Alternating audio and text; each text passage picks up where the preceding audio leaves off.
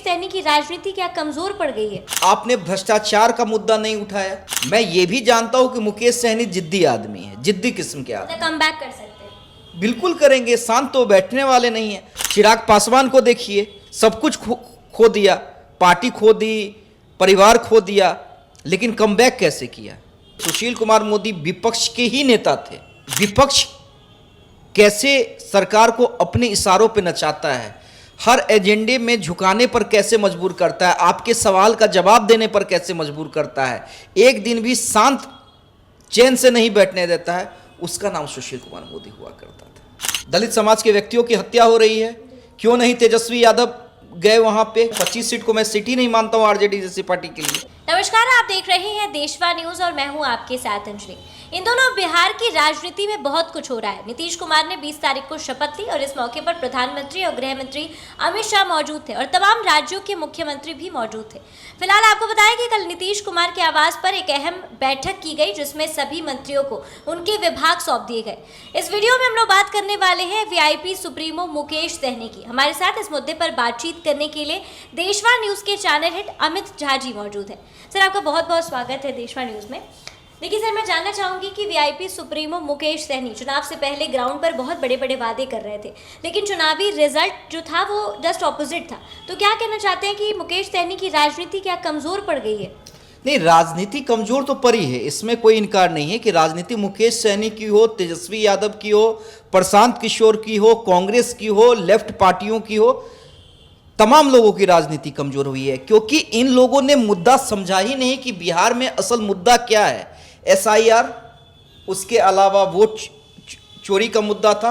आपने भ्रष्टाचार का मुद्दा नहीं उठाया, सबसे इंपॉर्टेंट भ्रष्टाचार का मुद्दा आपने छोड़ दिया। क्योंकि देखिए, बिहार में हालिया दिनों में भ्रष्टाचार बढ़ा है विभागों के अंदर।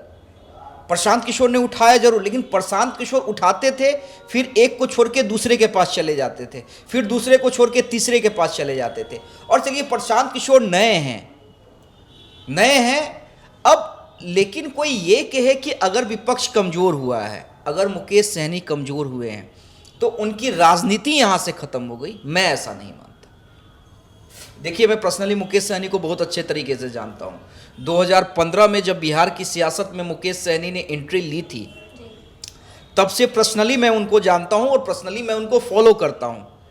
अच्छे संबंध हैं मुझसे, और मैं ये जानता हूं कि कितने जिद्दी किस्म के आदमी, बहुत जिद्दी किस्म के आदमी हैं वो। तो सर, चुनाव में ऐसा क्यों देखने को मिला कि उन्होंने एक भी सीट नहीं जीती?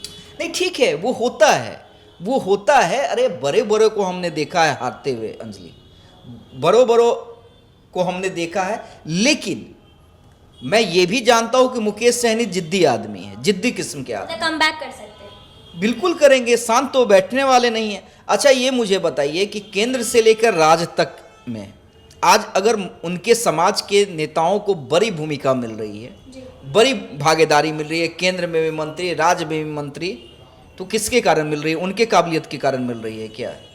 मतलब मुझे कोई बता दे, जो मंत्री बने उनकी काबिलियत और उनका काम बता दे, वो कितने बड़े नेता हैं उस समाज के, ये बता दे। लेकिन इसलिए मिल रही है ना, क्योंकि भाई मुकेश सहनी ने उस समाज को एक पहचान दिला दी है, एहसास करवा दिया है कि भाई ये हमारा वोट बैंक है। कई तरीके से भूल की है चुनाव में, मैं ये भी नहीं कहूँगा। और कैसे इन लोगों से ये भूल हुई, कैसे, अगर आपको सीएम फेस और डिप्टी सीएम फेस घोषित करना ही था तो आपको पहले करना चाहिए था। कई भूल हुई हैं, और इसकी समीक्षा मेरे से ज़्यादा बढ़िया वो लोग करें तो ज़्यादा होगा। लेकिन देखिए, राजनीति में मैंने रामविलास जी को भी देखा है, मैंने स्वर्गीय रामविलास पासवान को भी देखा है कि जब एक भी सीट नहीं थे और लालू यादव के दरवाजे पे गए थे, और लालू यादव ने उस समय राज्यसभा भेजा था रामविलास पासवान को, तब जाके फिर से एक्टिव हुए थे। वही रामविलास पासवान की पार्टी न फिर नरेंद्र मोदी की सरकार में फिर केंद्रीय मंत्री बने। जो खोया वो पाया। चिराग पासवान को देखिए, सब कुछ खो दिया, पार्टी खो दी, परिवार खो दिया, लेकिन कमबैक कैसे किया? हमने आरजेडी को देखा है 2010 में 22 सीटों पे सिमटते हुए, लेकिन फिर कमबैक किया ना भाई, किसी कारण। कोई कुछ भी कहे कि नीतीश के कारण किया, चिराग ये कहे कि 2020 में हम नहीं, अकेले नहीं लड़ते तो इतनी ही सीटें आती, कमबैक किया ना। तो कमबैक सभी करेंगे, लेकिन उसके लिए आपको घर बैठने की जरूरत नहीं है। ये चाहे तेजस्वी हो, चाहे मुकेश सहनी हो, ये लोग घर क्यों बैठे मुझे ये नहीं समझ में आ रहा है। अंजलि, मैं एक नेता का जिक्र करना चाहूँगा। नाम है अब स्वर्गीय हो गए सुशील कुमार मोदी। यकीन मानिए, आज सुशील कुमार मोदी होते ना विपक्ष में, देखिए सुशील कुमार मोदी विपक्ष के ही नेता थे। मतलब विपक्ष के नेता कहने का मतलब मेरा सेंस है कि भाई विपक्ष कैसे सरकार को अपने इशारों पे नचाता है, हर एजेंडे में झुकाने पर कैसे मजबूर करता है, आपके सवाल का जवाब देने पर कैसे मजबूर करता है, एक दिन भी शांत चैन से नहीं बैठने देता है, उसका नाम सुशील कुमार मोदी हुआ करता था। मुझे याद है जब 17 सालों की पुरानी दोस्ती छोड़कर नीतीश कुमार गए थे और उसके बाद विपक्ष की क्या भूमिका निभाई थी। जब नीतीश कुमार ने आरजेडी के साथ सरकार बना ली थी, तब क्या विपक्ष की भूमिका सुशील कुमार मोदी ने निभाई थी। पहले दिन से अटैकिंग मोड में रहते थे। यहां तक कि बिहार बीजेपी के नेता कहते थे कि नहीं कुछ दिन सुशील मोदी जी को छोड़ देना चाहिए, सरकार को काम करने देना चाहिए, 1 महीना, उसके बाद हमला करेंगे तो ज़्यादा सही रहेगा। लेकिन सुशील कुमार मोदी ना, पेन पेपर लेके सुबह शाम मीडिया में बयान देते थे, प्रेस विज्ञप्ति जारी करवाते थे और यहाँ तक कि फ़ोन करके मीडिया कर्मियों को बोलते थे कि मैंने ये बयान दिया है, इसे चलाएं। भाई तो ये अब तो सोशल मीडिया का ज़माना है, अब तो आपको ये भी करने की ज़रूरत नहीं पड़ेगी। अब तो आप तेजस्वी एक बयान देंगे। अच्छा मुझे ये बताइए, सरकार गठन के बाद क्या बिहार में घटनाएं नहीं हुई हैं क्या? बिल्कुल हुई है। बहुत सारी घटनाएं हुई हैं। दलित समाज के व्यक्तियों की हत्या हो रही है।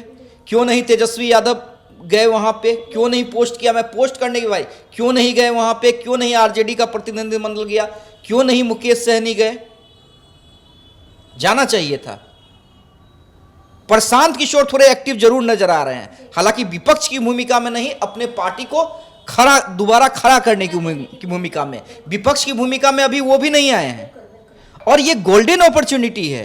ये तमाम विपक्ष के नेताओं को देखिए, एक होता कि आरजेडी या महागठबंधन 60-70 सीटों पे चला जाता तो आरजेडी ऑलरेडी शांत बैठ जाता कि चलो यार हम कमोबेश उसी बराबर है, यानी हमारा वोट प्रतिशत नहीं घटा है, हमारी संख्या नहीं घटी है। लेकिन आप भी बिल्कुल खत्म है। 25 सीट को मैं सीट ही नहीं मानता हूं आरजेडी जैसी पार्टी के लिए। मुकेश सहनी भी 0 पे आउट हो गए। प्रशांत किशोर की कई सीटों पे जमानत जब्त हो गई, कई ज़्यादा सीटों पर जमानत जब्त हो गई। तो ये गोल्डन अपॉर्चुनिटी है विपक्ष के लिए कि भाई आज के डेट में विपक्ष का जो फील्ड है ना वो पूरा ओपन है।